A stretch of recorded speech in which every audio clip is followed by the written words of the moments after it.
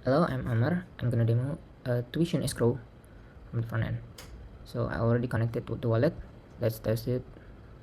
Let's choose the university first, and then test the amount of USDC, and then make an invoice.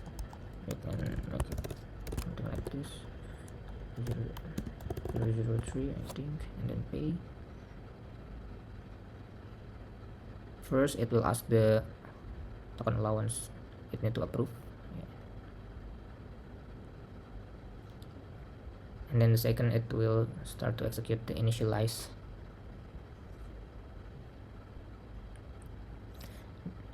the payment, and then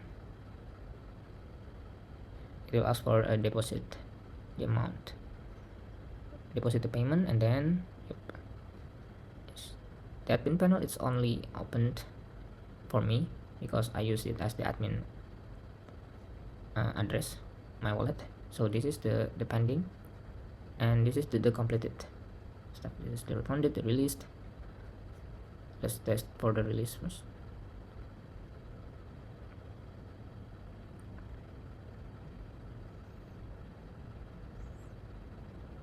Okay, if we check on the RB scan, it's already released. That's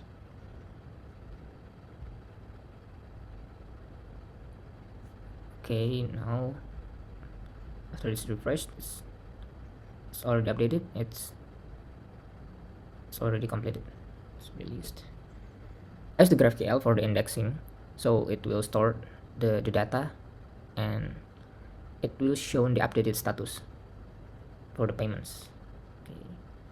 Now let's continue for the smart contract. This is the contract of the tuition escrow.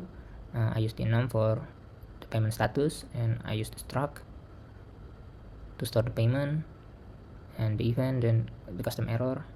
The constructor, I use this to initialize the stablecoin, and then this is the function of initialize to initialize the payment, and then it will store the latest payment ID using payment counter, and then deposit using payment ID to check the payments, and then validate if it's the same, if the payer is the same as message sender and the status is initialized, then it will execute the deposit.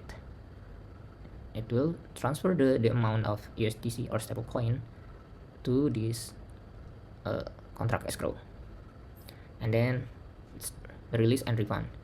It's basically the same, but the difference is when the status updated, the release get into a released, and then the amount, it will send it to the university, but if it's refund, it will send it back to the payer address.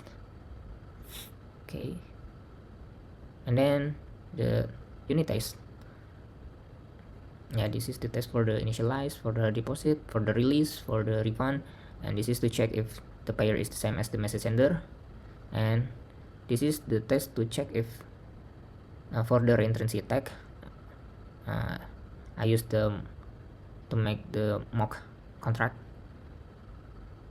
to simulate the reentrancy attack. Okay, and then this is the test for payment status transition. So it will double check the function. It will not be called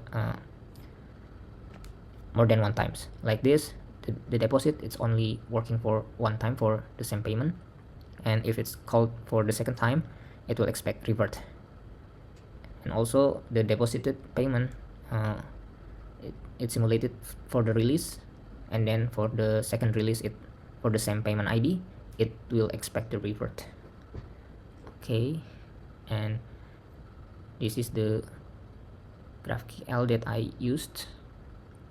Wait a minute. This is to store the status update for the on-chain data, so it can be easier for me to monitor if the payments it's already changed the status from the deposited to release or refunded.